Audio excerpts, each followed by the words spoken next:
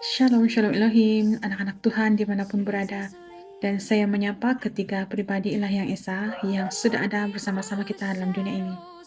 Shalom Elohim, salam hormat, salam kasih buat Roh Bapa Surgawi dalam diri Pak Emmanuel Hagu, Roh Tuhan Yesus Kristus dalam Pak Aditya Nugrahanto, dan Roh Kudus Roh kebenaran dalam mempelai ilahi yang terpilih, terkeselan hatinya, Ibu Feham Dani, Sang Ratu Adil, Malaikat Perkasa di Kitab Wahyu 10. Shalom Elohim juga untuk semua para malaikat Tuhan, orang-orang kudus Tuhan, para mempelai-mempelainya, para saksi surgawinya yang giat bersaksi di akhir zaman ini, bagi hormat kemuliaan nama Tuhan. Salam kasih dan salam perjuangan buat kita semuanya. Amin. Saudara terkasih dalam Kristus, pada kali ini izinkan saya berkongsi lagi kebenaran firman Tuhan yang terdapat dalam Yesaya 35 ayat 3 dan 4. Kiranya firman Tuhan ini dapat memberi kekuatan dan kita renungkan bersama-sama bagi pribadi kita masing-masing. Mari kita baca bersama-sama firman Tuhan dalam nama Tuhan Yesus. Kuatkanlah tangan yang lemah lesu dan teguhkanlah lutut yang goyah. Katakanlah kepada orang-orang yang tawar hati, kuatkanlah hati, janganlah takut. Lihatlah, Allahmu akan datang dengan pembalasan dan dengan ganjaran Allah. Ia sendiri datang menyelamatkan kamu. Amin. Demikianlah firman Tuhan. Terpuji-pujilah Tuhan Yesus Kristus, firman Allah yang hidup dan berkuasa sampai selama-lamanya. Amin. Saudaraku yang terkasih dalam Kristus, melalui kebenaran firman Tuhan ini, saya mau bersaksi sedikit kesaksian pribadi saya. Pada beberapa waktu yang lalu, ketika saya mengidap depresi, hidup dalam kemurungan, saya selalu bersedih, bersendirian, dan mencari hiburan dunia. Dan saya mencari sesuatu juga apa yang membuat saya bahagia, tapi secara kedagingan. Dan saya juga saat itu saya mencari teman-teman, kawan-kawan untuk berbicara. Tetapi semuanya tentang hal duniawi. Nah, apa yang terjadi pada saat itu, keadaan saya sebenarnya bukan makin membaik, tapi semakin memburuk. Karena saya terpengaruh dengan cara hidup yang tidak bagus. Saya bercakap kata-kata yang kesat, kata-kata yang kotor keluar dari mulut saya. Tanpa saya sadari itu mengubah pribadi saya.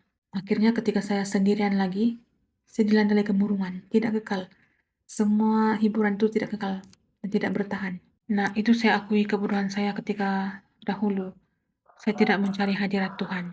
Pada saat saya sudah mulai mencari hadirat Tuhan, saya mulai membaca firman Tuhan, belajar untuk beribadah, berdoa, bersekutu dengan Tuhan. Saya melihat bagaimana kuasa Tuhan itu sangat nyata. Kuasa nama Tuhan Yesus itu mengubah saya, manusia yang sangat jahat, sangat berdosa ini menjadi pribadi yang lebih berkenan di mata Tuhan. Hari demi hari diproses dalam kehidupan saya. Nah, jadi saya ajak kita semua di luar sana, anak-anak Tuhan, yang mungkin pernah mengalami keadaan seperti saya yang mengalami depresi, kemurungan, ataupun berasa tidak kuat lagi. Jangan kita cari hiburan dunia ini, itu hanya sementara dan membinasakan kita, baik tubuh, jiwa, dan roh. Mari kita cari hadirat Tuhan. Lebih dalam lagi, kita panggil namanya, kita serukan nama Tuhan Yesus Kristus dalam hati kita, dalam doa kita. Ada mukjizat akan terjadi pada saat itu. Rohnya akan mengurapi, akan menjamah hati kita itu, sehingga kita merasakan ketenangan yang luar biasa, penghiburan yang luar biasa. Dan jangan pandang enteng dengan kuasa pujian penyembahan. Karena saat kita menguji memuliakan Tuhan, kita minta perlindungan kepada Tuhan.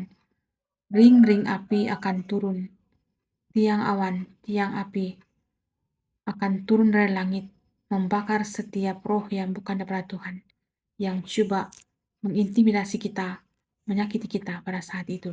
Itu saya alami sendiri ketika saya mengalami sesuatu keadaan yang tidak baik. Saya digerakkan untuk memuji memuliakan Tuhan. Pada saat saya memuji memuliakan Tuhan itu, sampai saya rasa hati saya tenang, saya dapat merasakan di situ ada hadirat Tuhan yang luar biasa. Ketika kita benar-benar memuji memuliakan Dia dalam roh dan kebenaran, apa yang kita ucapkan dengan iman, dengan tulus dan dengan bersungguh-sungguh di hadapan Tuhan, Tuhan pasti akan turun tangan. Dan Dialah yang menjadi pembalasan bagi kita semua. Dialah yang akan berperang bagi kita, menyelamatkan kita daripada tawanan-tawanan musuh. Melalui hal seperti ini juga saya banyak belajar tentang apa itu peperangan rohani.